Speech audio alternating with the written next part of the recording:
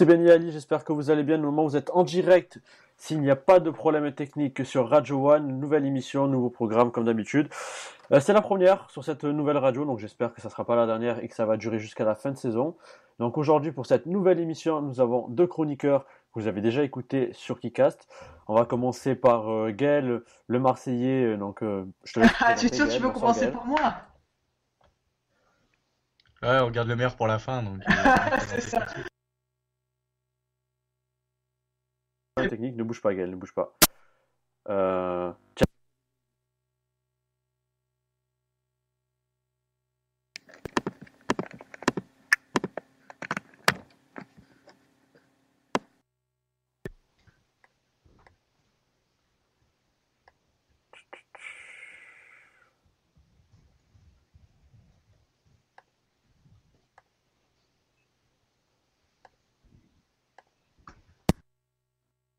Alors attendez,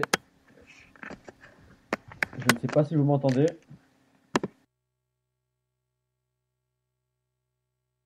Je t'entends, Ali, je t'entends très bien.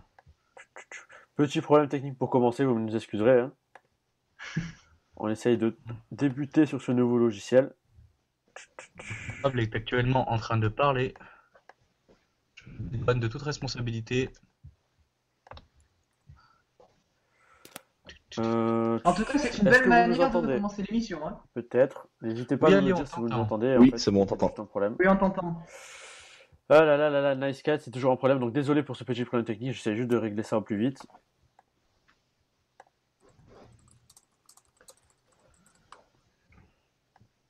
Alors attendez.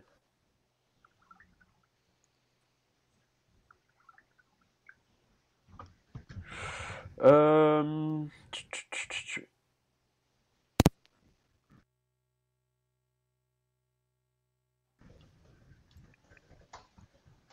Allô Gaël, est-ce que tu m'entends? Oui, oui, Ah, je moi je t'entends. t'entends Est-ce que pas, tu d'accord. m'entends, toi? Bon, bah écoute, je crois que c'est moi qui ne vous entends pas. Alors attendez, bah écoute, Gaël, je te laisse te présenter. Si c'est déjà fait, Guillaume, présente-toi, s'il te plaît. Mais je crois ils ne vous entendent pas non plus. Moi, j'entends tout le monde. Je pense Ah, que tout j'entends le tout le monde monde m'entend. également. donc, Voilà, J'entends moi tout le j'entends. monde également. Moi c'est pareil, j'entends tout le monde. Bon, alors, écoutez, on va commencer l'émission. Je vais commencer par me Ah, c'est présenter. bon, Je je vais- vous entends. Ah, C'est ben bon. voilà. C'est bon, Ali. Ouais. Ah bah, allez, je te laisse reprendre la main. Écoutez, c'est le problème. Mon anglais est pathétique, hein, je ne comprends pas tout. Oh, c'est rien, c'était la première sur cette nouvelle plateforme, ne vous inquiétez pas. Donc on va recommencer, vous n'avez rien entendu, il ne s'est rien passé. Donc bonsoir tout le monde, on est enfin présent. La nouvelle émission, entre guillemets, vous la connaissez peut-être déjà, sur Radio One, Looking for Soccer, de 21h à 22h, tous les lundis soirs, avec à chaque fois un débat et un invité. Je vais commencer par présenter donc les chroniqueurs. On recommence. Gaël, bonsoir et je te laisse te présenter. Bonsoir Ali, bonsoir à tous. Comme je le disais, ravi de vous retrouver. Alors oui, bah, moi c'est Gaël. Comme vous l'entendez à mon accent, je suis marseillais, rédacteur sur Foot Plus et vous pouvez me suivre bien sûr sur Twitter et je suis ravi de passer cette première soirée avec vous. Eh bien, parfait, et nous aussi. Ben, maintenant, on va passer par le Bordelais, un habitué aussi peut-être de cette émission-là et du site Art Sport. Bonsoir Guillaume. Bonsoir Ali, bonsoir à tous. Pour la présentation, difficile de faire mieux que Gaël, un grand habitué. J'en dirai pas plus. Rédacteur régulier sur actugirondin.com et quelques contributions sur PK Foot. Voilà, pour ceux qui me connaissent sur Twitter, n'hésitez pas à réagir à l'émission et pour ceux qui ne me suivent pas encore, n'hésitez pas. Donc voilà, plus on est des fous, plus on rigole et voilà. Eh bien, c'est parfait. Et l'autre invité pour cette nouvelle émission sur Radio One, c'est Chris Devaux. Bonsoir Chris. Bonsoir, ravi d'être avec vous ce soir. Ben, Chris, écoute, je vais te laisser te présenter en quelques lignes avant de débuter cette émission.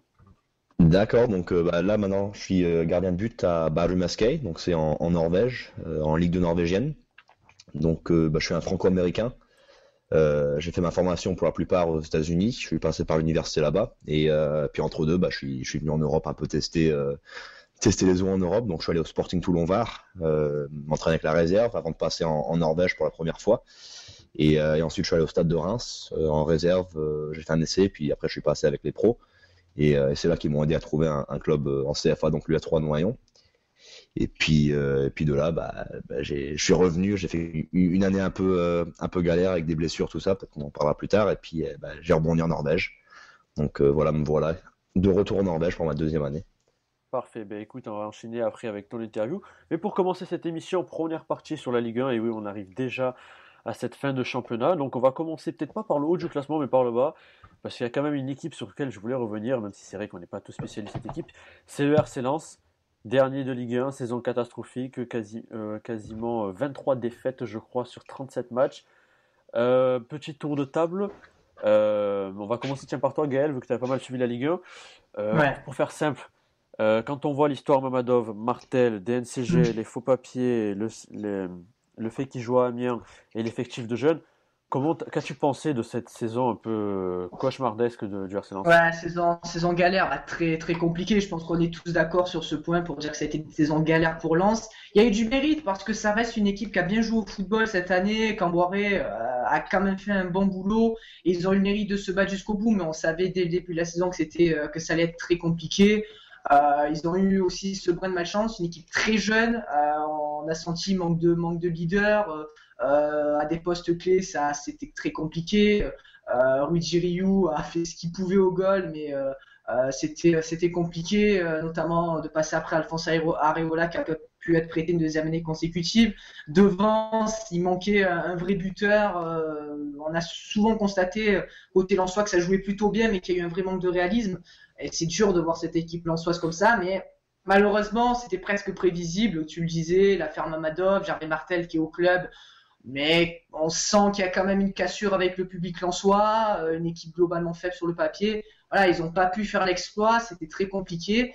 Il y a eu des bonnes choses, une nouvelle fois le bon travail de Camboiré, mais c'était globalement très compliqué, une saison galère. Exactement. Et Guillaume, toi, qu'en as-tu pensé le fait de cette histoire, tu sais, de Mamadov et l'arrivée de ces 15 millions qui ne sont quasiment en fait jamais arrivés, et de tous ces problèmes, est-ce que tu penses que c'était peut-être pas écrit d'avance dès que tu as vu ces problèmes?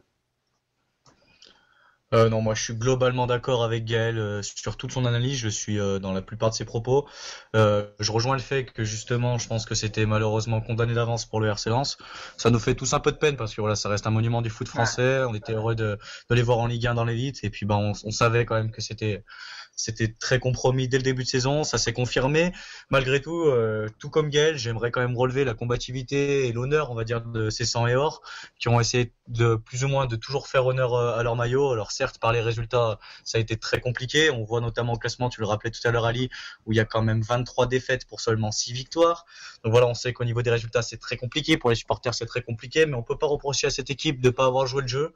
Elle a fait avec ses armes. Malheureusement, elle était désarmée. Alors voilà, comme tu le dis, il y a eu toute l'affaire Mamadov et toute cette histoire d'argent qui a plombé clairement le RC Lens.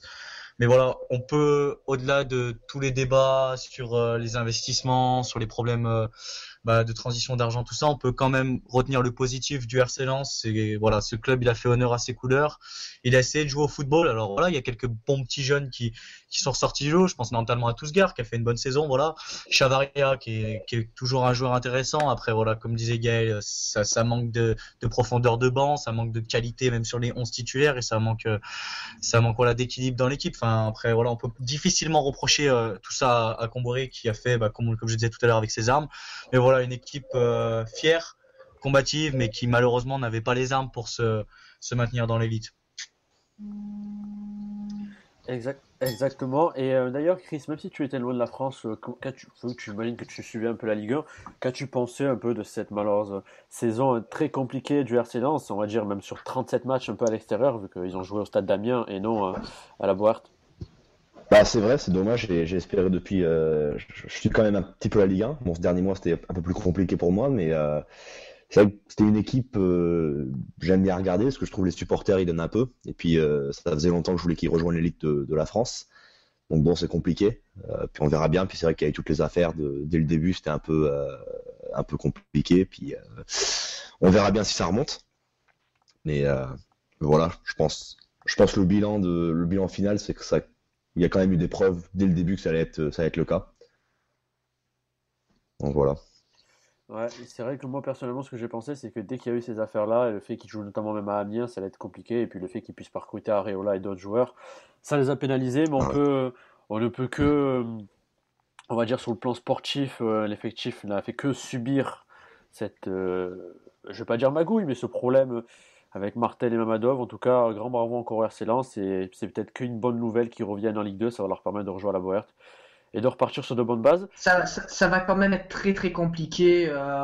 J'en avais parlé avec quelques supporters en soi. Il y a même une incertitude sur la saison prochaine. Il y a beaucoup de joueurs qui sont en fin de contrat. Les seuls qui représentent une valeur marchande vont partir. On a le cas de Cavaré qui a signé en hiver à Rennes. Ça va être quand même très très compliqué. Alors, on leur souhaite bien sûr de pouvoir repartir sur de bonnes bases, mais vraiment je suis assez pessimiste pour l'avenir de Lens.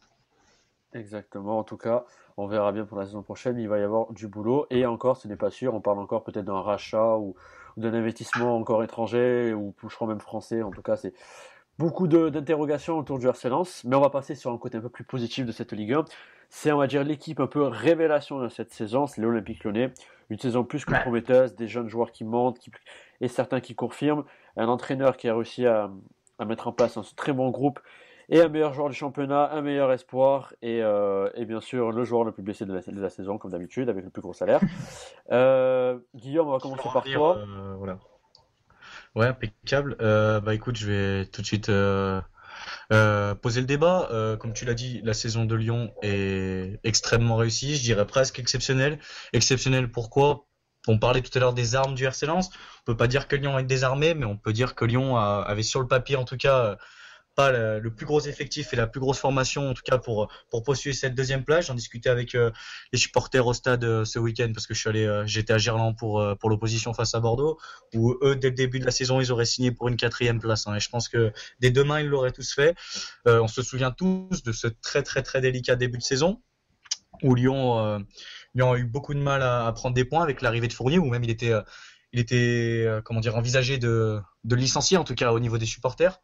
Voilà, donc certains ont la mémoire courte parce que voilà, on peut aujourd'hui que louer le travail de Fournier et de tout son staff.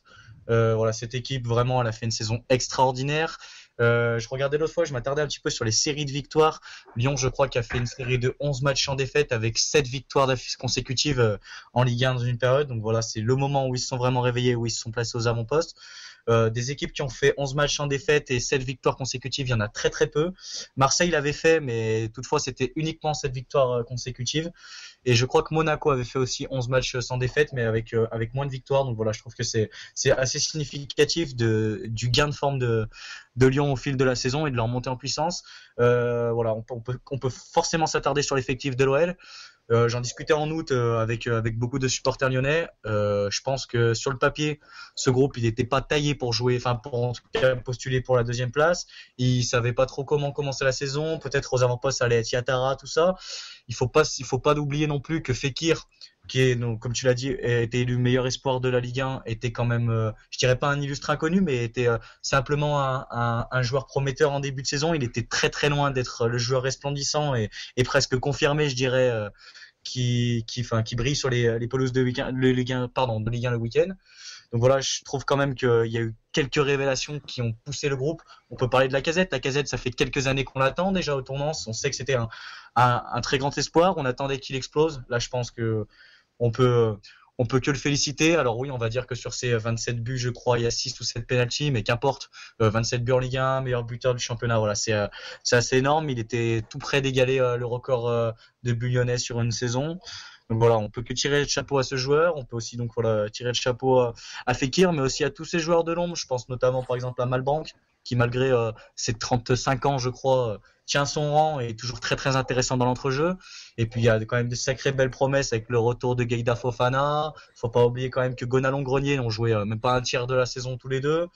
Voilà, donc je pense que Lyon vraiment il y a eu des grandes révélations. En tout cas, il y a eu un très beau travail effectué par Fournier. Faut aussi noter le recrutement de Jallet, très très intéressant, qui a amené son expérience et qui a aussi comblé un poste qui a souvent été dépourvu d'apport et de talent à Lyon. Donc voilà, je pense que c'est la vraie bonne recrue.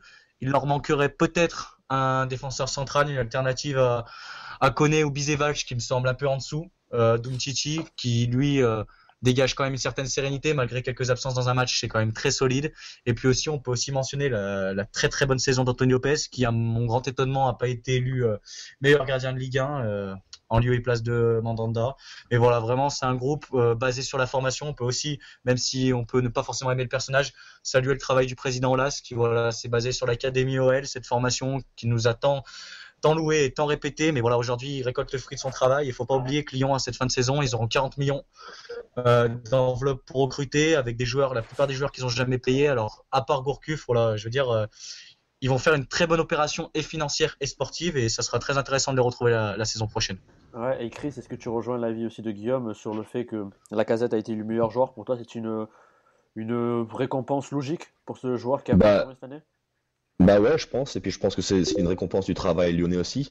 Lyon, c'est une équipe que j'admire de loin depuis longtemps. Parce que déjà, comme Guillaume l'a dit, il y a eu un début de saison très très compliqué avec les blessures. Il me semble qu'à un moment donné, il y avait quand même 9 blessés, ce qui fait quasiment tout l'effectif titulaire. Donc très compliqué. Puis je sais que pour Hubert Fournier, je l'ai eu quand même pour 2 semaines à Reims. Donc c'est quelqu'un. J'ai bien aimé travailler avec lui aussi, donc je lui souhaitais tout le meilleur. Et qui a une académie, une formation très intéressante. Il semble quand même, il y a 2 mois, j'ai lu comme quoi Lyon était un des 3 meilleurs clubs formateurs au monde pour cette année. Donc ouais, je pense que c'est quand même bien. Puis avec Lyon, c'est quand même une équipe aussi. J'en ai parlé avec beaucoup de Norvégiens, puis aussi des collègues français. Où Lyon, c'est vraiment une équipe avec les joueurs de CFA peuvent rentrer et tout de suite ils sont pas hors place dans l'équipe, on va dire. Donc ils peuvent jouer, ils font un match correct quand même, ce qui n'est quand même pas le cas de toutes les équipes. Donc je pense que c'est une belle récompense, c'est une belle récompense pour Lacazette. Et puis comme Lyon l'a dit, je pense que peu de monde les attendait en Dauphin, en deuxième place. Donc j'ai hâte de voir ce qui va se passer l'année prochaine avec cette équipe. Et j'espère qu'ils vont donner une belle image de la France en Ligue des Champions. Ali, je prends juste la parole 2 minutes, c'est juste pour mentionner, voilà, vous pouvez aussi réagir sur le hashtag Looking for Soccer, comme le fait Antoine, et il mentionne à juste titre, faut pas oublier que Fekir a failli être prêté au SCO d'Angers en début de saison.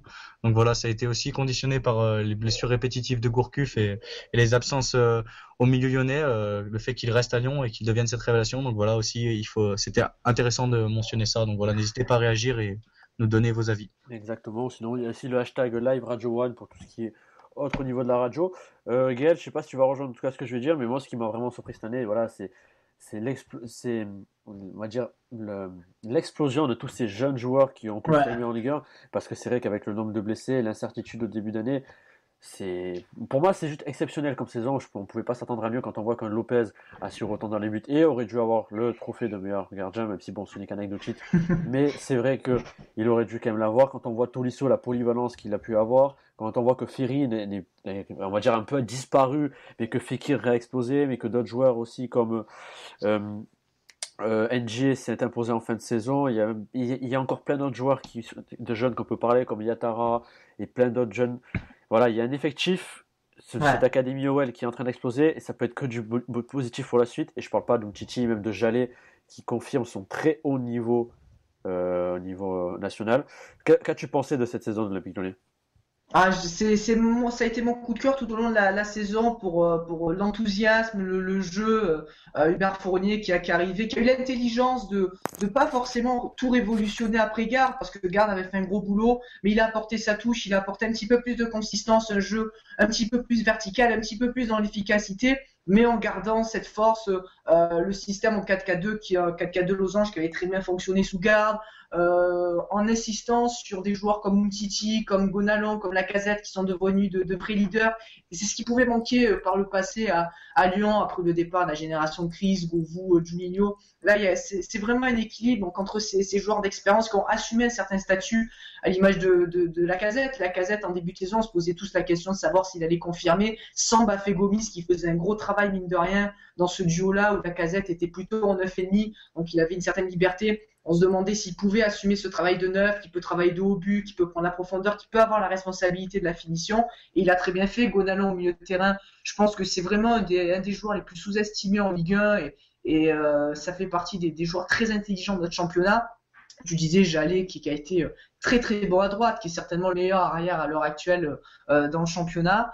Mais voilà, cet enthousiasme avec Fournier qui a surtout eu un discours toujours très positif avec l'envie de faire le jeu, l'envie de viser assez haut, l'envie d'être ambitieux, tout en étant assez fair-play, assez juste dans ses analyses, à à recadrer quand il fallait. Il n'a pas hésité à recadrer Fekir quand il y avait ses affaires de binationalité, de choisir à l'Algérie, choisira pas l'Algérie. Il a eu l'intelligence de recadrer avec finalement beaucoup de tact et gros coup de cœur pour Lyon, gros coup de cœur pour Fournier.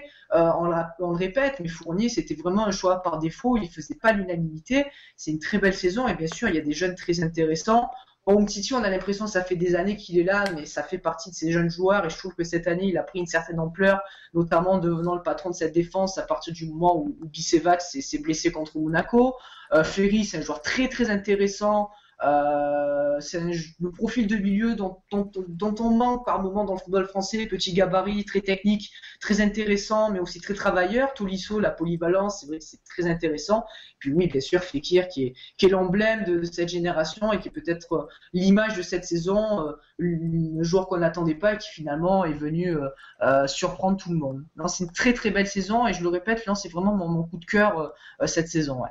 Ouais, et d'ailleurs, pour réagir rapidement sur l'affaire Fekir, on va dire à la sélection nationale, moi je trouve qu'ils ont très très bien géré cette affaire parce que Ouais. ça a pris une ampleur médiatique. Personnellement, j'avais jamais vu ça et en plus je trouvais que c'était très très mal passé de dire ce que lui doit choisir, à la limite son président, mais qu'il y ait des débats en disant pourquoi il n'a pas choisi l'Algérie, etc., ces insultes. C'était très déplacé, c'était son choix personnel et voilà, en tout cas, très bonne saison à lui. J'espère qu'il progressera et qu'il deviendra après meilleur sport, meilleur joueur. Et on va passer pour la dernière partie de ce débat. Quel est pour vous, on va faire un tour de table, on va commencer par Chris, quel est pour vous, en termes de club avant, là où les déceptions de cette saison en Ligue 1? Ah bah, déception. Enfin, personnellement, je pense comme on en a parlé déjà, je pense juste niveau un peu club de cœur, j'aurais bien aimé voir Lens un peu plus compétitif, mais bon, je pense on a parlé de ça aussi sur cette émission, qu'on a bien vu que ça allait pas être le cas dès le début, avec un début de saison, une préparation compliquée pour les joueurs déjà mentalement, autant que de jouer à extérieur quasiment tous les matchs. Donc ouais, je dirais quand même Lens. Pour moi, c'était une déception. Et puis bah aussi, je pense que c'était bien de voir Reims se sauver. Mais après un bon petit début, j'avoue que j'ai quand même pas regardé tant de matchs que ça, mais j'ai vu qu'ils avaient quand même bien débuté le championnat et puis ils ont eu un petit coup de mou, donc peut-être une déception là aussi. Gaël, toi, quelle est là où les déceptions de cette saison? Compliqué parce que pour moi, on a les forces en présence qu'on attendait qui sont là. C'est-à-dire que Paris, mine de rien, a répondu présent. Monaco est troisième. Marseille fait quatrième. Et je vais insister, c'est le maximum que puisse espérer Marseille avec son effectif. Saint-Etienne est là. Bordeaux est sixième. Euh, c'est difficile de donner une déception. Je vais dire peut-être Toulouse finalement parce que il y avait un gros début de saison. Ils jouaient vraiment très bien avec Casanova. Le 3-5-2 fonctionnait vraiment bien à un moment donné. Moi je me souviens du Marseille-Toulouse au Vélodrome où il y avait une vraie opposition tactique et c'était vraiment un match très sympa. Et tout le monde avait fait de Toulouse l'équipe coup de cœur un petit peu. Et finalement, ça a vite régressé. Casanova est parti. Ça se sauve, ça se maintient à l'arraché. Bon, Ribagi fait un gros travail depuis qu'il est là, mais voilà, un petit peu Toulouse parce que les 2-3 premiers mois avaient été très intéressants. Et allez, si je devais être sévère, je dirais Saint-Etienne qui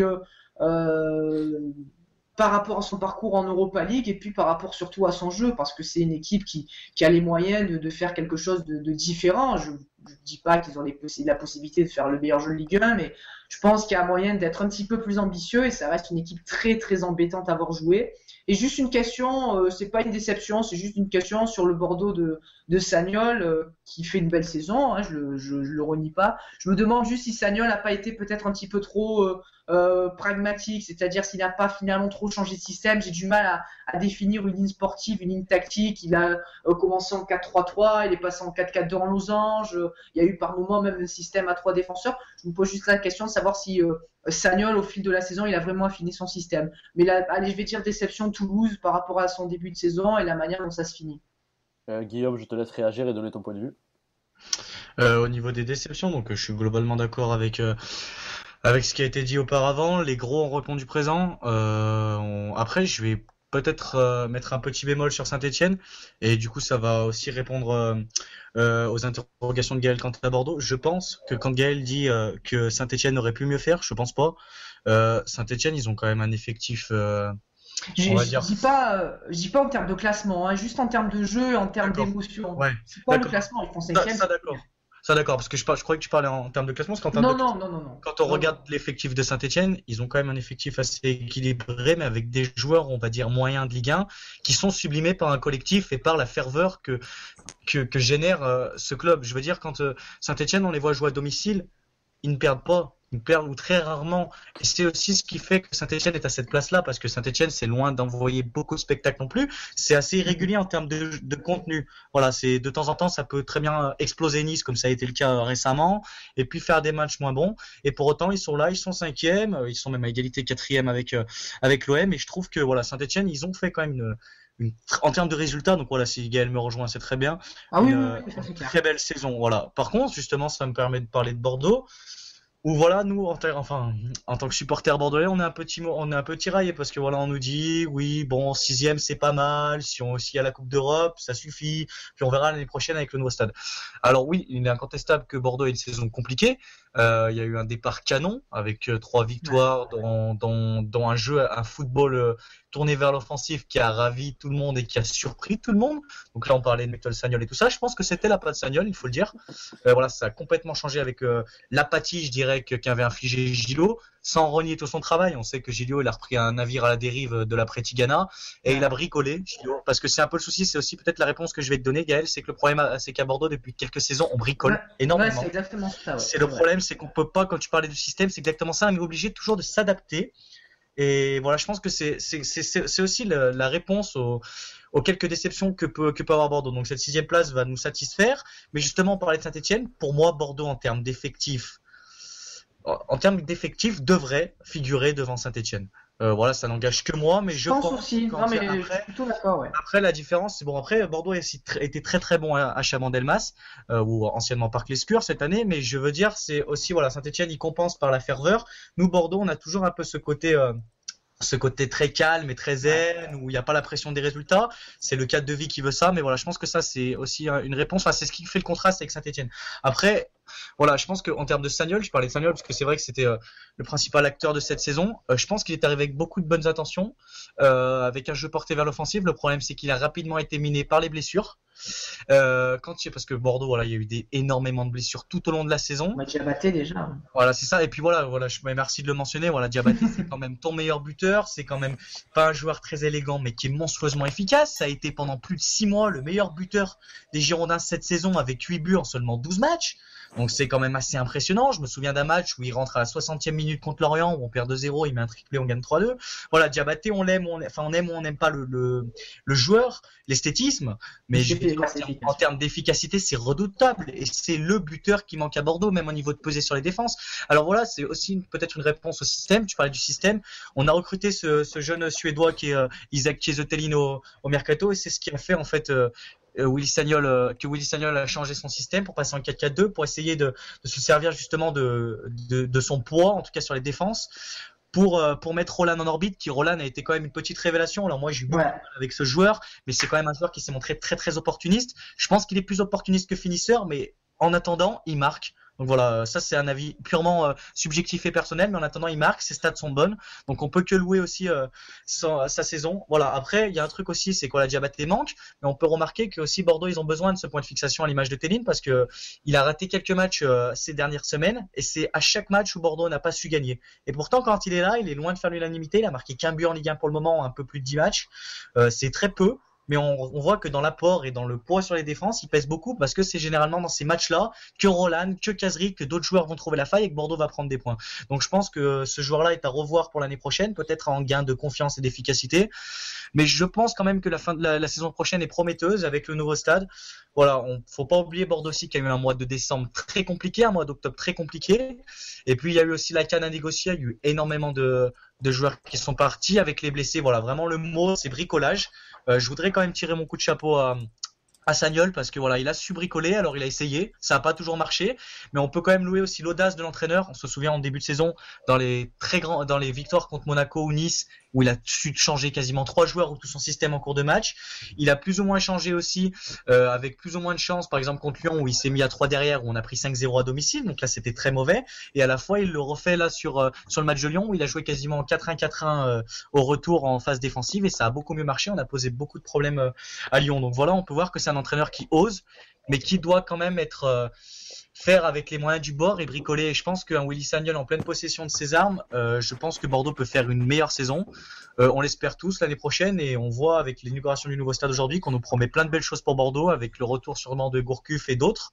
Donc voilà, on demande à voir, mais on va dire que c'est une saison globalement réussie malgré que sans la CAN ou les blessures, on aurait pu faire beaucoup mieux. Exactement, et moi pour finir sur ça, je dirais que ma petite déception, à titre personnel, c'est en termes de jeu et ce qu'a proposé cette équipe, c'est Caen, qui a quand même fait une saison plus que correcte contre les grosses équipes, que ce soit contre Marseille, contre l'Olympique Lyonnais il n'y a pas longtemps, voilà, qui a fait une saison plus que correcte avec de très bons joueurs.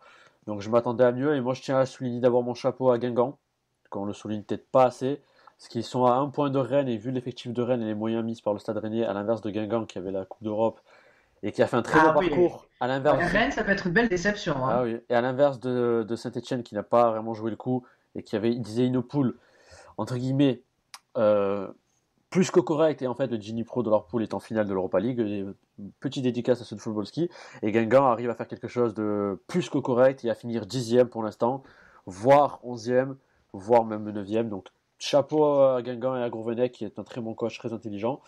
Et pour finir sur ce débat Ligue 1, chacun votre tour, on va dire un peu quelle est votre petite révélation, coup de cœur qu'on n'a pas cité en termes de joueur, un joueur que vous avez découvert cette année et qui vous a fait vraiment plaisir. Chris?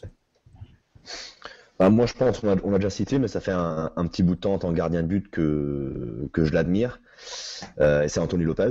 À Lyon, je pense qu'il a été vraiment super cette année. À chaque fois que j'ai vu ses matchs, ses résumés de matchs, ça a toujours été des matchs très très corrects qui ont permis à Lyon de prendre des points. Et je pense que ça fait quand même, pour moi, au moins 2 ans qu'il fait ça à très haut niveau. Et puis c'est encore un jeune joueur, donc je pense qu'il continuera à progresser, puis il continuera à rendre des belles performances. Et c'est vrai que j'aurais bien aimé le voir être récompensé avec en tant que meilleur gardien de Ligue 1. Donc ça n'a pas été le cas cette année, mais je pense que les années à venir, ça pourrait être le cas. Ouais, Gaël, ton avis? C'est pas forcément un jeune, mais je pense que Guillaume va me rejoindre. C'est Nicolas Palois qui a été très intéressant toute la saison à Bordeaux. Bordeaux, ils ont quand même un ancien défenseur du Bayern, ils ont un défenseur prêté par Liverpool. Julien Faubert, ils ont un ancien défenseur du Real, et c'est quand même un ancien défenseur de New York qui a été le meilleur cette saison. Blague à part, je trouve qu'il a été très intéressant, c'est un défenseur très intelligent. C'est un parcours un petit peu comme on en a souvent, des joueurs qui ont bourlingué un petit peu en Ligue 2, qui ont mis le temps avant d'arriver en Ligue 1, mais qui ensuite ont tout à fait le niveau pour la Ligue 1. Et je trouve que c'est un défenseur très intéressant.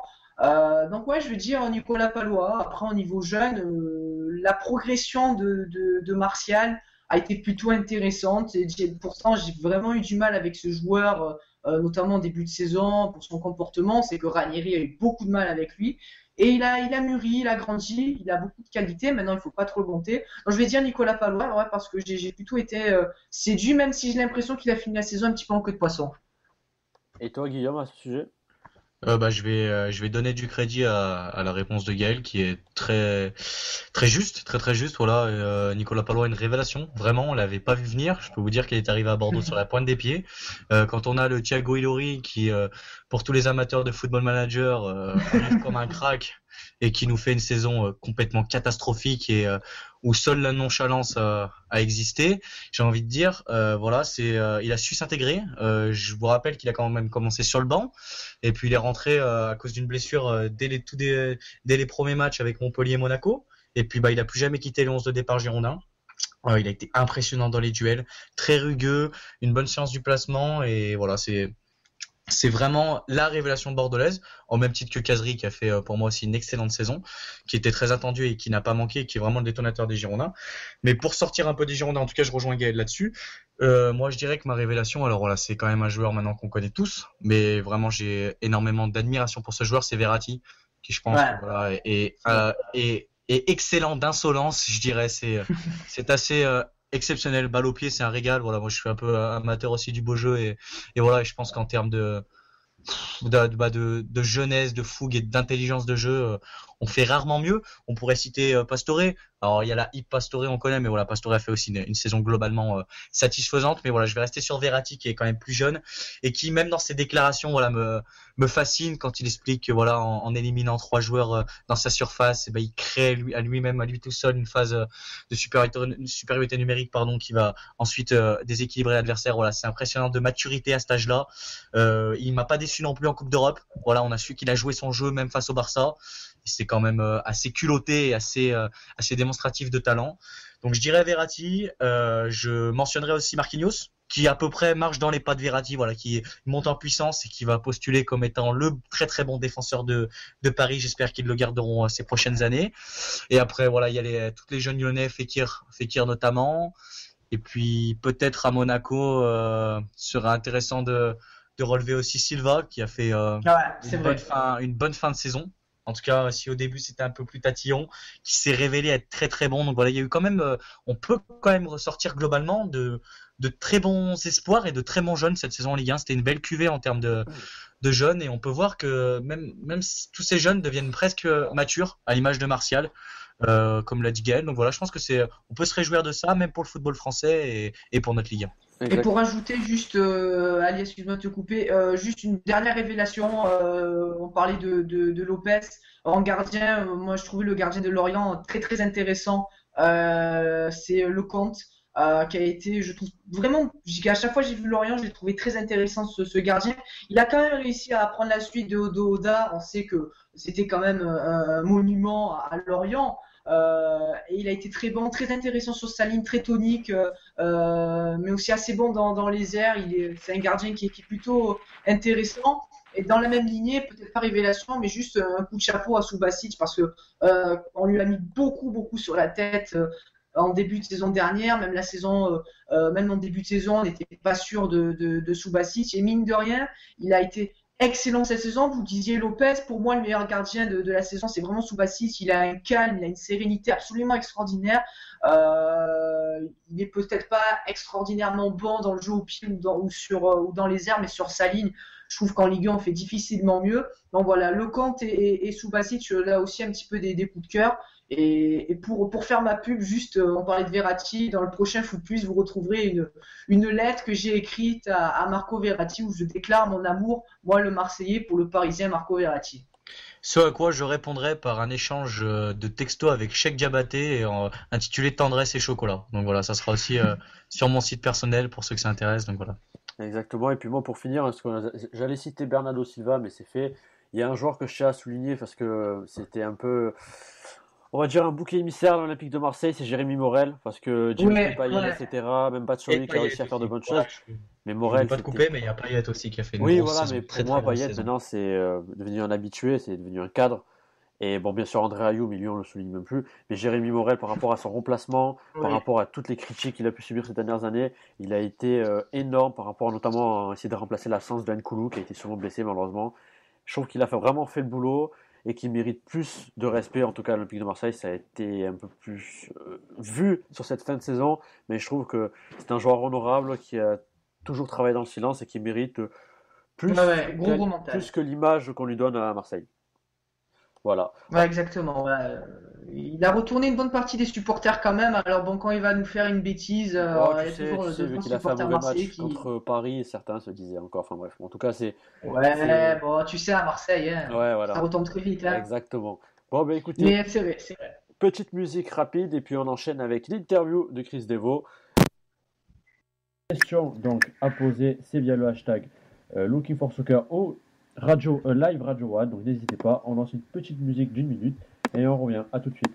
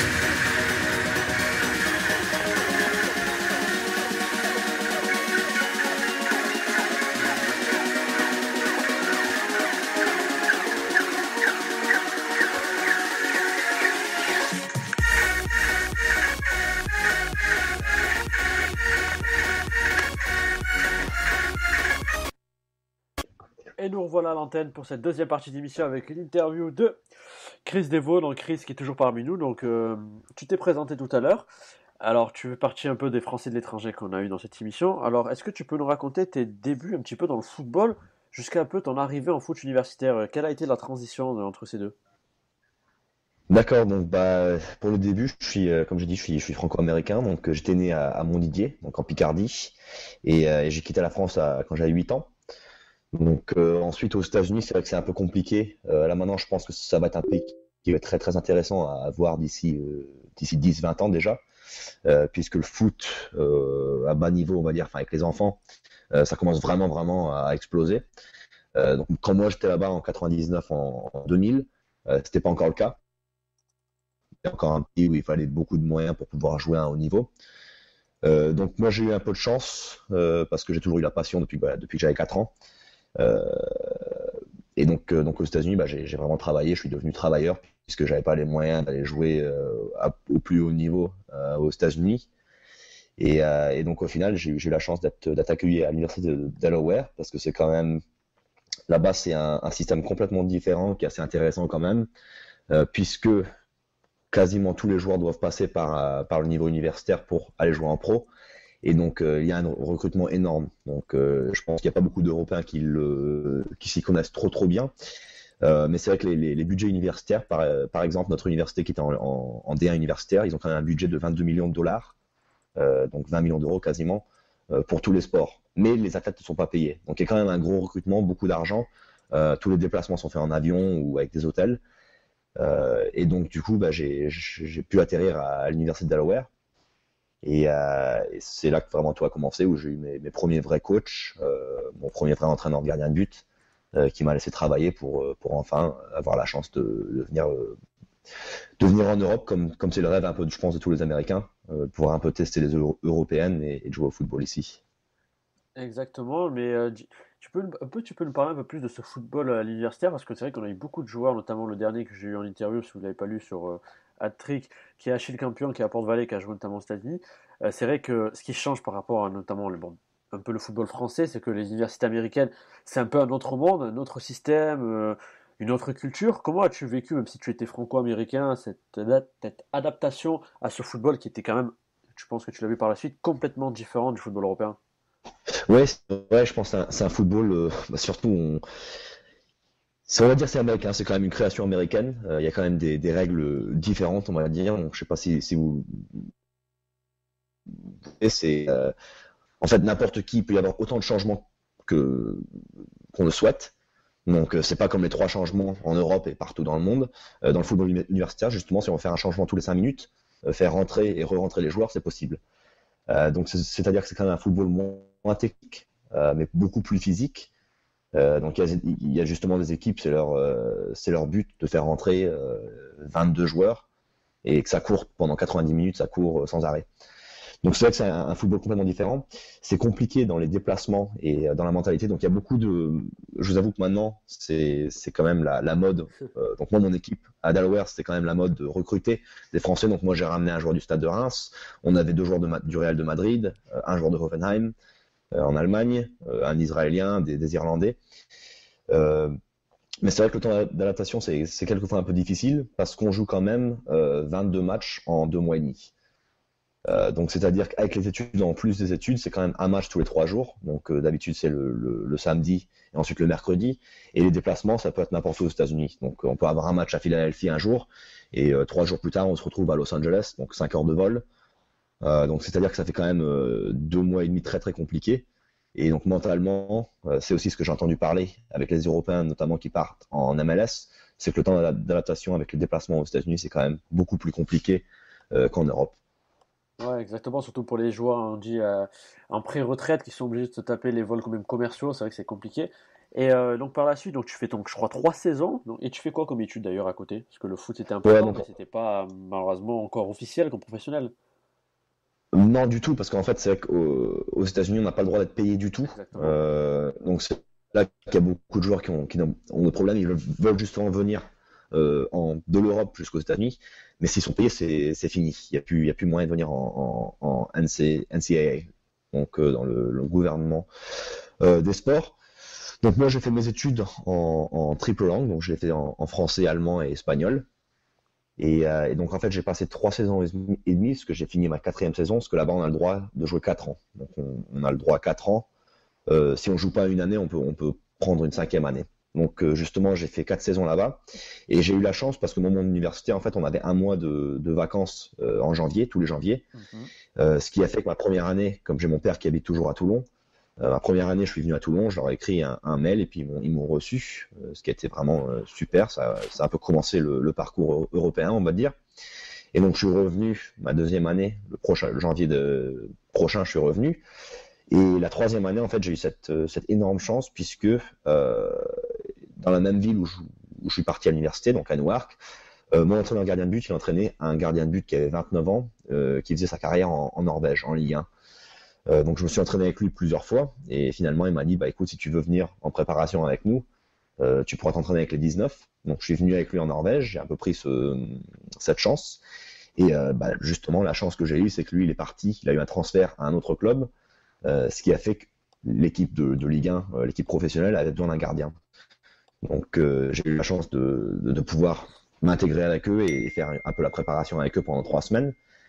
Et ensuite, j'ai eu un contact au Stade de Reims avec la réserve. Donc j'ai fait mes 2 dernières semaines de janvier, février, début février, au Stade de Reims. Et donc au Stade de Reims, ça s'est très très bien passé. Et le coach de la réserve à l'époque, Jean-François Pien, il a tout poussé pour que je puisse revenir l'été prochain avec l'équipe pro en Ligue 2. Donc ce que j'ai fait. Et puis c'est en fait de là que tout est parti, toute la carrière est partie. Ouais, et donc à chaque fois, donc certains profitent notamment de cette période, on va dire d'un mois, de 2 mois, un peu entre les 2 saisons, pour signer dans d'autres clubs d'autres clubs américains. Je crois que c'est possible, mais pas dans le même championnat. Mais toi, donc, tu préfères revenir en Europe. Tu fais donc différents essais. Et aujourd'hui, donc on t'a retrouvé d'abord en D4 norvégienne au départ. Voilà. Est-ce que tu peux me parler de Voilà. cette aventure de, on va dire, un football amateur quasiment norvégienne? Voilà, c'est ça. C'est en fait que justement, j'avais passé un très bon mois à Reims. Et malheureusement, ça s'est pas fait parce qu'à l'époque, c'était en Ligue 2, ils avaient que 2 contrats professionnels. Donc, j'ai pas pu être pris. Et ils m'ont un peu aidé pour l'année prochaine de me retrouver en CFA à Roy. Et le proviso, c'était justement Fournier m'avait dit si tu peux te jouer, on se reparle après un an. Donc, si je pouvais faire une saison complète, à l'époque, j'avais 21 ans en tant que gardien de but. Donc, il a dit que ça pourrait être intéressant. Malheureusement, je suis arrivé à Roy et puis j'ai pas pu m'intégrer tout de suite. Donc j'étais le numéro 2 avec un bon gardien, un bon premier gardien on a fait un bon championnat en tant que nouveau promu. On a fini 4e. J'ai aussi eu une blessure au mois de novembre où j'ai eu une rupture de ligament de la cheville, ce qui a fait 2 mois d'arrêt complet et j'ai essayé de revenir trop vite, ce qui a fait que c'était une saison de novembre à mai compliquée. J'ai jamais retrouvé mon plus haut niveau, j'avais aucune stabilité, aucun appui et donc mentalement c'est très très dur. Et donc du coup ça a fait que je voulais retrouver l'aventure en Norvège où j'ai quand même passé de bons moments. Donc j'ai eu un contact qui m'a fait passer à Rosenborg. Donc, je sais pas si vous connaissez, c'est un des plus grands clubs norvégiens où je suis passé avec la réserve de Rosenborg en attendant. Et l'entraîneur gardien de but m'avait promis un club de Ligue 2, ce qui fait que je suis retourné à Drancy en janvier, il y a 1 an et demi. Je suis retourné à Drancy où ils m'ont proposé un contrat. Je leur ai dit non puisque je pensais qu'à Lévis ça allait se faire et pour un final ça s'est pas fait. Donc j'ai pris un vol pour la Norvège. Je suis arrivé à Rosenborg. Je lui ai dit écoute, tu m'as dit que tu allais me trouver un club, donc maintenant tu trouves un club. Et j'ai eu de la chance. Dernière semaine en championnat, début de championnat, il y a eu un club de D4 qui pouvait payer, qui voulait remonter tout de suite dans la même ville que Rosenborg. Donc j'ai signé là pour l'année et puis ça a commencé de là cette expérience norvégienne. Ouais, et d'ailleurs, comment tu arrives à t'adapter parce que on parle même pas de Rosenborg qui est un des plus grands clubs de Norvège et un des clubs qui a connu quand même la Coupe d'Europe pendant des années et des années. Là, tu arrives Voilà. en D4, ce qui n'a rien à voir. Comment ça se passe? L'adaptation, la vie sur place et c'est comment la D4 norvégienne? C'est vrai que c'est-à-dire, c'est pas, à mon avis, c'est quand même peut-être en dessous de la DH, voire peut-être DHR française, parce que je pense que la France est quand même un pays qui a, dans les ligues, on va dire, plus amateurs, qui a beaucoup plus de talent, enfin, beaucoup plus de joueurs déjà. Donc, même en DHR, on peut retrouver des bons joueurs quand même. Tandis qu'en Norvège, je pense que la D3, ça commence un peu à devenir un bon niveau. La D4, les équipes de haut de tableau, c'est bien. C'est-à-dire que nous, notre équipe, on a gagné quasiment tous les matchs 7-0. Mais en même temps, ça m'a redonné plaisir à jouer au football, un plaisir de vivre parce que j'étais dans une très belle ville. Et j'ai aussi eu la chance parce que justement, on avait reçu un accord que je pouvais m'entraîner autant que je voulais le matin parce qu'on avait entraînement le soir avec l'équipe de D4, vu que j'étais le seul joueur payé. Où le matin, je pouvais aller m'entraîner avec Rosenborg, avec la réserve. Et finalement, ils m'ont aidé à m'entraîner avec, c'est d'ailleurs mon club qui a appelé l'équipe de Ranheim, qui était en Ligue 2, donc une des meilleures équipes de Ligue 2, dans la même ville aussi. Et donc au mois de mai, donc de mai en novembre, je suis allé m'entraîner avec Ranheim 4 fois par semaine. Donc quasiment autant qu'avec mon club. Donc je faisais quand même 8 entraînements par semaine, ce qui m'a permis de continuer ma progression et dans un milieu plus professionnel. Ouais, et d'ailleurs, donc c'est vrai que tu as permis pas mal d'enchaîner, ce qui t'a permis d'être quasiment un des seuls professionnels en D4. Mais au niveau de la vie sur place, quand t'es arrivé, tu t'es adapté comment? Même si la Norvège est quand même un pays très développé, très riche, avec une belle population qui vit très très bien, comment as-tu vécu un peu ce changement? Est-ce qu'il y avait une différence de culture entre entre les États-Unis et la Norvège? Je dirais en fait que la Norvège, c'est presque un pays pour moi européen, mais enfin c'est entre deux en fait. C'est vraiment entre les États-Unis et la France. Donc pour moi, je pense que le niveau d'adaptation, c'était pas très compliqué. Ce qui est sympa pour moi, c'est justement que je parle anglais couramment et tout le monde en Norvège parle anglais couramment. Donc au niveau adaptation, c'était pas très très compliqué. Je suis arrivé dans une équipe qui était quand même très très jeune. Ça m'a fait bizarre par contre, parce que j'avais que 23 ans et j'étais peut-être le troisième plus vieux dans l'équipe. Donc tout le monde regardait vers moi en tant que le joueur avec le plus d'expérience, ce qui m'a quand même fait une expérience complètement différente que mes habitudes, même à Rouen en CFA. Donc je pense à l'adaptation, ça s'est bien passé. J'ai eu un coach qui est très très ambitieux, qui a joué au plus haut niveau. Il a joué en Ligue des Champions, il a joué partout, il a joué à Rosenborg, à Helsingborg, il était en France d'ailleurs, au PSG. Il a fait un essai au PSG pendant, je crois qu'il avait fait 3 mois là-bas. Donc c'est un coach qui avait quand même beaucoup de savoir. Il connaissait un peu le monde du football. Donc je pense que j'aurais pas pu demander pour mieux. Enfin surtout en 4e division. J'aurais juste une petite question. Je voulais te demander en fait par rapport à ton poste, quelle approche ont les Norvégiens en fait du poste du gardien de but? Est-ce que c'est vachement différent qu'en France? Parce qu'on sait qu'en France c'est quand même un poste où on lui donne un côté assez privilégié, on va dire, et où la formation elle est assez conséquente. Vous avez énormément d'entraînement. C'est un poste qui est reconnu, même admiré en Norvège. Quel est le rapport en fait avec ce poste de gardien de but? Ouais, alors je dirais que c'est une bonne question ça. Je dirais que c'est un peu pareil que la France au niveau d'être reconnu. Donc tous les clubs, même en D4, on avait un entraîneur de gardien de but qui venait 2 fois par semaine. Ce qui est peut-être pas toujours le cas, même en France, je pense. Quand je dis niveau plus bas, on va dire niveau talent, c'est peut-être la DHR. C'est pas sûr qu'il y ait ça non plus en France. Donc je pense que c'est quand même un poste qui est privilégié en Norvège. Par contre, je dirais une chose là-dessus où c'est complètement différent, c'est qu'en Norvège, il doit y avoir quand même la taille. Donc moi, je fais qu'un mètre 85, 1,86 si on va être généreux. Et en Norvège, justement, j'ai eu un essai en Ligue 2 quand j'avais 20 ans, donc juste après Reims, 21 ans, où justement, il y a le coach qui m'avait dit, il m'aimait bien, j'ai fait un match avec eux, j'étais l'homme du match. Il m'avait dit, écoute, on pense que tu es assez bon. Par contre, on aimerait bien trouver un gardien qui est plus vieux que toi, avec plus d'expérience et qui est plus grand. Donc il m'a dit, si on trouve pas un gardien qui est plus grand que toi, on te fait signer. Et pour la finale, ils ont trouvé un Portugais qui avait 28 ans, qui faisait 1,97 m, qui a pas fait une saison très très bonne. Mais donc il privilégie quand même la taille, je pense, plus qu'autre chose. Donc il faut vraiment se prouver si on n'est pas un des gardiens qui a la chance de faire 2 mètres. D'accord, bah merci pour ta réponse. Et, c'est vrai que c'est assez riche en enseignements, quoi. C'est assez terrible en fait de voir qu'on juge le potentiel d'un gardien sur sa taille, même si on peut quand même reconnaître que les meilleurs gardiens actuellement sont assez grands. Après, on peut dire quand même qu'un mètre 86, ce n'est pas petit. Ouais, voilà, mais c'est vrai que c'est un peu l'idée en Norvège. Et puis, faut toujours que je dise à tout le monde que Iker Casillas, il faisait pas 1,90 m non plus. Donc, il y a aussi beaucoup de gardiens qui sont pas, qui sont plus rapides. Donc, tout le monde se fait comme ils peuvent avec ce qu'ils ont, on va dire. Donc, s'adapte. Ben, merci à toi Guillaume d'être venu. Gaël a dû partir malheureusement et on va enchaîner sur la suite de l'interview. Chris, à ce sujet, maintenant tu es en D2 norvégien. Alors comment s'est passée la transition après cette très très bonne saison en D4? C'est-à-dire que c'est quand même un niveau complètement différent, la D2 et la D4. Donc comme je disais, je pense qu'en France, je sais qu'il y a une différence de niveau logiquement, mais mais je pense qu'en France, il y a peut-être moins d'adaptation, on va dire par exemple de la CFA2 à la CFA ou de la CFA en national. Tandis qu'en Norvège, je pense qu'il y a quand même une grosse différence entre la D4 et la Ligue 2. Donc, euh, donc on va dire que ça m'a quand même pris peut-être un petit mois où tout venait un peu plus rapidement, les entraînements plus physiques, où le ballon bouge beaucoup plus rapidement.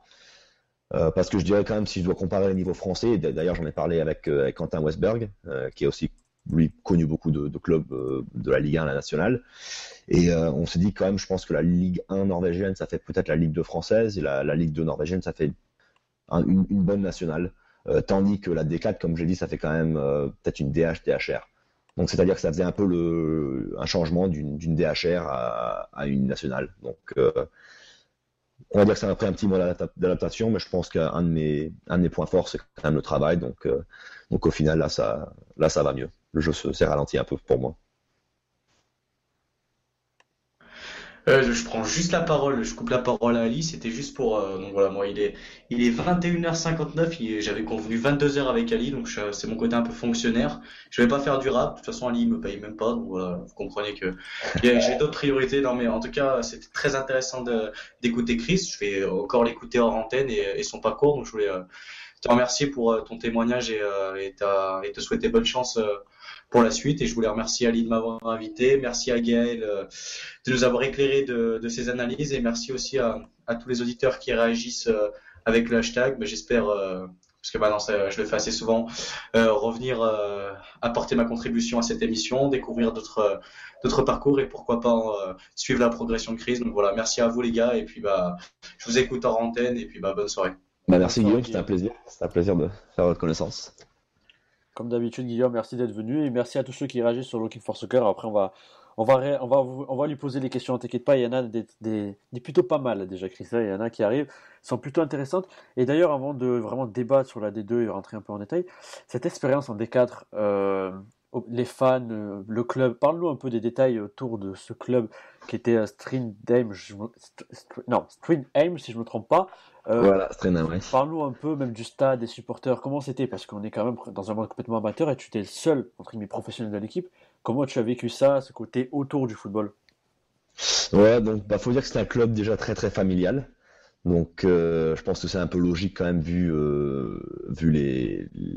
quand on rentre plus dans le football amateur. Après, il faut aussi dire que c'était un club qui en 91, il me semble, c'est la dernière année, dans les années 90, qui était quand même un club de Ligue 1 norvégienne. Donc ils sont descendus un peu aux enfers, ils ont eu des problèmes financiers et tout. Niveau stade, faut dire que c'était pas énorme. Bon, ici, il faut savoir qu'en Norvège, c'est quasiment que des stades synthétiques. Par contre, c'est du synthétique de haut niveau, je dirais, en Norvège. Comparé à la France, je pense qu'en France, quand même, ça commence à venir, mais il y a beaucoup de vieux synthétiques en France. Et là, je pense que quand même, ça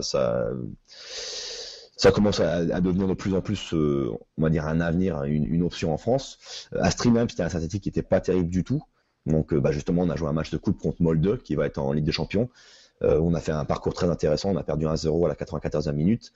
Mais c'était un peu grâce à ce synthétique, parce qu'il n'y avait aucun joueur de Molde qui voulait jouer ce match de coupe. Donc, ça nous a aidé un peu. Niveau supporter, on avait peut-être une centaine, 150 qui venaient à chaque match. Donc c'est pas énorme, c'était pas non plus un stade, on va dire que c'était vraiment un terrain avec une toute petite tribune. Donc voilà, mais sinon côté club, c'est vraiment un club très très ouvert, très sympa. Et donc j'ai vraiment apprécié mon temps à ce club-là. Et puis c'est un club qui, je pense, on va pas ça beaucoup dans le football, qui justement a fait tout pour que je puisse aller plus haut. Donc c'est eux-mêmes qui ont appelé le club de Ranheim. Pour justement dire, écoutez, on a ce gardien-là, on pense que ça pourrait être intéressant qu'il vienne s'entraîner avec vous quelques fois par semaine. Et donc, grâce à ça, Ranheim m'a fait rentrer. Donc ouais, j'en dois beaucoup, je pense, quand même. Donc aujourd'hui, ouais, tu es en D2, et d'ailleurs tu n'es pas le seul joueur français en D2, vu qu'il y a aussi Derek Descamps, Quentin Rosberg et plusieurs autres joueurs qu'on a déjà cités. Aujourd'hui, comment tu juges ton parcours en D2? Comment ça se passe? Est-ce que tu as le temps de jeu que tu suffis? Parce que tu es encore très très jeune, il faut aussi le rappeler. Comment tu vis un peu cette expérience un peu d'étranger, d'exilé loin de la France, mais qui vit sa carrière professionnelle? Voilà, bref, pour l'instant, ça s'est très très bien passé. J'ai été encore une fois très très bien accueilli à Barum. Encore une fois, c'est un club un peu familial. Je pense qu'on a un des plus petits budgets de Ligue 2, donc on espère que ça va changer avec les résultats, vu que ça se passe plutôt bien là pour l'instant. Niveau temps de jeu, faut dire bon, quand je suis arrivé ici, il y a quand même une hiérarchie, comme dans tous les clubs, surtout en tant que gardien de but à respecter. Donc l'année dernière, le gardien de but polonais qu'on a, qui est titulaire là maintenant, il a été reconnu en tant que meilleur gardien. Donc il a beaucoup de clubs de Ligue 1, notamment Vålerenga, qui le suivait. Donc ça se peut qu'il bouge aussi.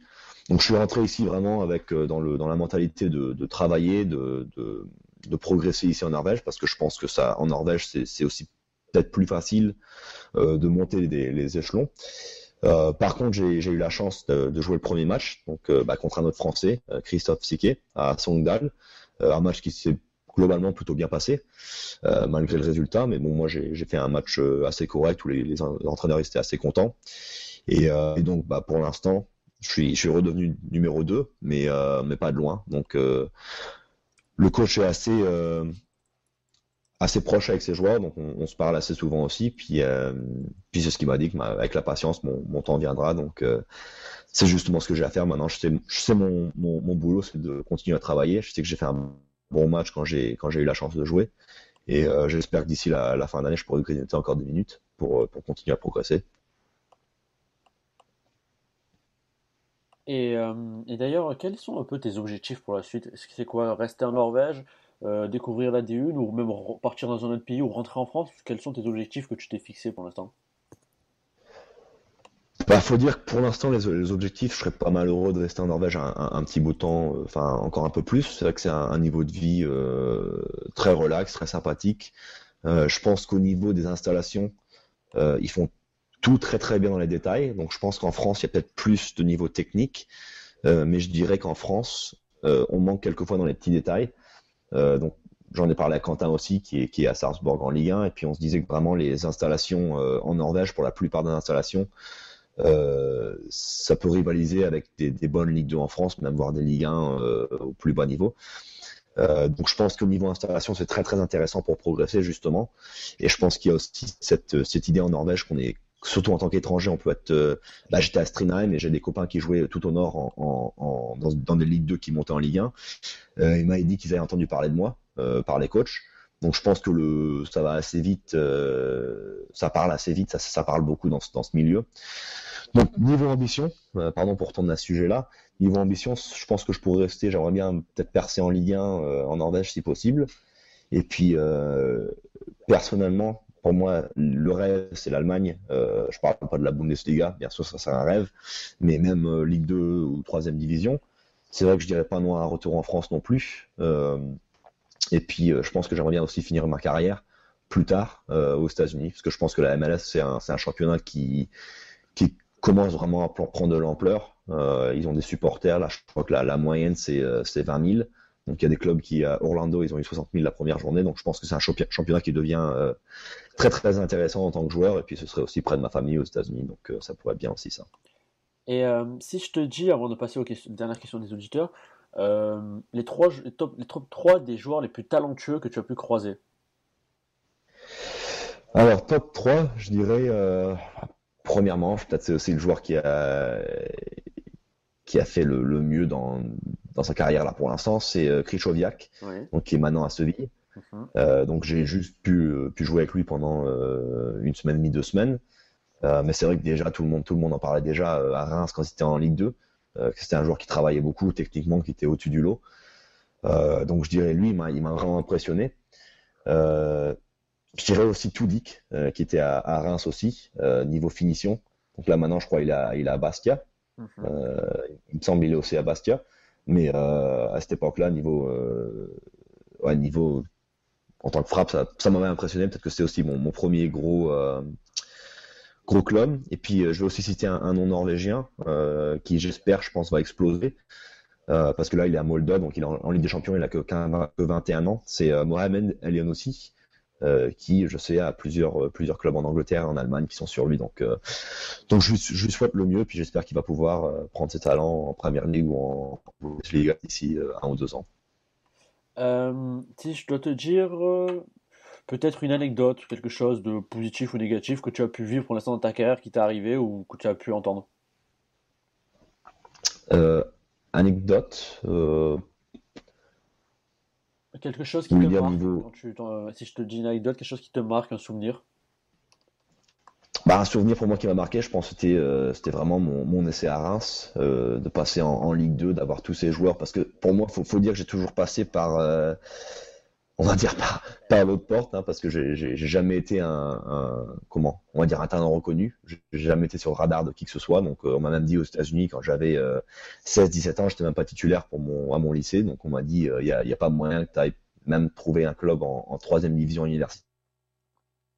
Et moi, j'ai toujours dit que c'était pas le cas. Je voulais toujours passer en université. Donc, je pense que je suis vraiment dans la tête de tout le monde. J'étais le dernier joueur à jamais faire carrière à travers le foot.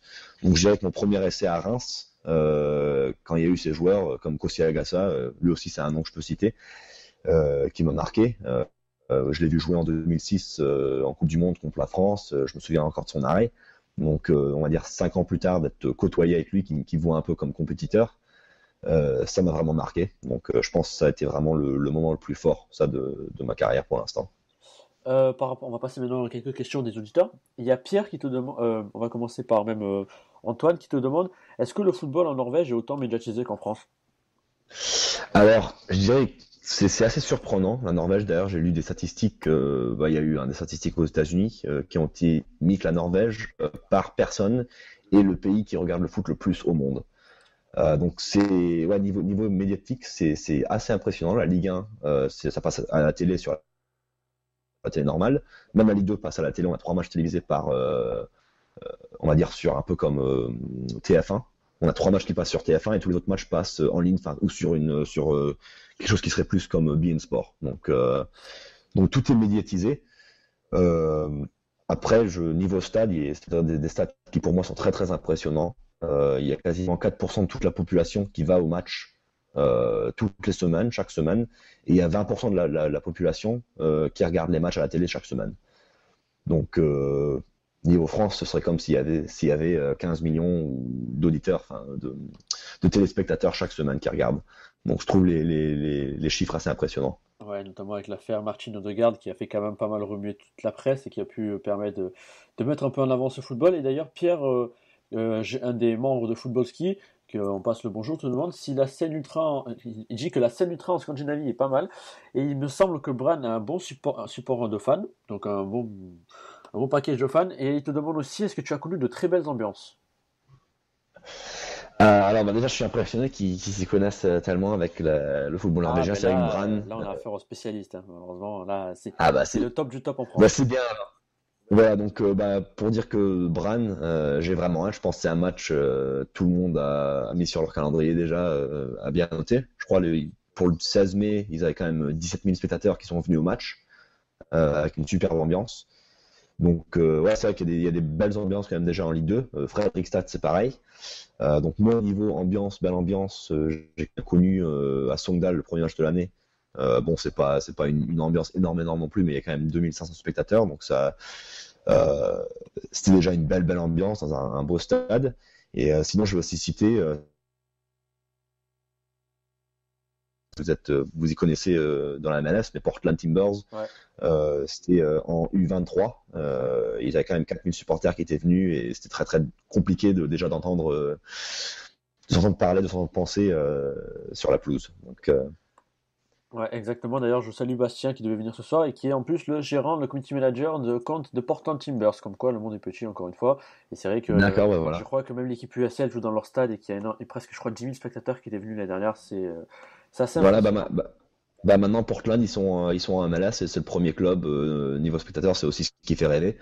Il me semble qu'ils ont le record aux États-Unis, ça fait peut-être 65 matchs maintenant où ils ont tout vendu toutes les places, Exactement. donc 18 000, 20 000. Et on va finir avec Donc, une dernière question même de Pierre, qui est la question un peu gastronomique du soir. Est-ce que tu trouves bon le fil beef? Le pardon? Le Fine Beef, qui est, je crois, une spécialité norvégienne. Fine Beef, je sais pas comment on prononce. Je ne connais pas. C'est de la viande, ça? Ah, je ne sais pas. Je tape Fine Beef sur Google, qu'est-ce qui me sort? Un ragoût. D'accord. Fine Beef ou ragoût de Rennes. Ça fait... Ah oui, d'accord, le ragoût de Rennes, bah, j'ai essayé une fois et j'ai trouvé ça très très bon. Donc ouais, je savais pas ce que ça s'appelait. Donc c'est vrai qu'en tant que spécialité norvégienne, c'est peut-être ma préférée parce que j'ai essayé le lutefisk. Je sais pas si ça vous dit quelque chose. C'était pas terrible ça. Donc niveau gastronomique, il y a le saumon qui est très très bon en Norvège et puis pour le reste, bah, on va dire que la France, ça me manque un peu quand même. Et parfait. Ben, écoute, Chris, pour finir cette interview, une question toute simple. Qu'est-ce qu'on peut te souhaiter pour la suite? Bah, me souhaiter, bah, j'espère que je peux continuer à progresser, continuer dans ma progression, puis continuer à trouver le haut niveau et du temps de jeu. Donc. Bah écoute, parfait. Bah écoute, on va essayer de suivre ça pour ce début de saison même qui commence avec aussi des règles qu'on salue si tu nous écoutes, on ne sait jamais. Qu'on aura d'ailleurs bientôt une interview sur Arte Sport. Et puis écoute, Chris, merci d'être venu déjà, merci d'avoir libéré ton temps. Bah, c'était un grand plaisir. Et ben écoute, on se dit peut-être à la prochaine pour des matchs de D2 on essayera de suivre sur Internet. Bonne saison à toi. Je remercie les auditeurs d'être venus pour cette première sur cette nouvelle plateforme. Quelques problèmes techniques, d'où le 14 minutes de décalage par rapport au temps de prévu. On vous dit à la semaine prochaine pour une nouvelle interview. Remercie-moi à Chris d'être venu. N'hésitez pas à aller lui envoyer un message sur Facebook si vous voulez lui poser des questions. Et puis à la prochaine pour une nouvelle émission et un nouvel invité. Ciao tout le monde!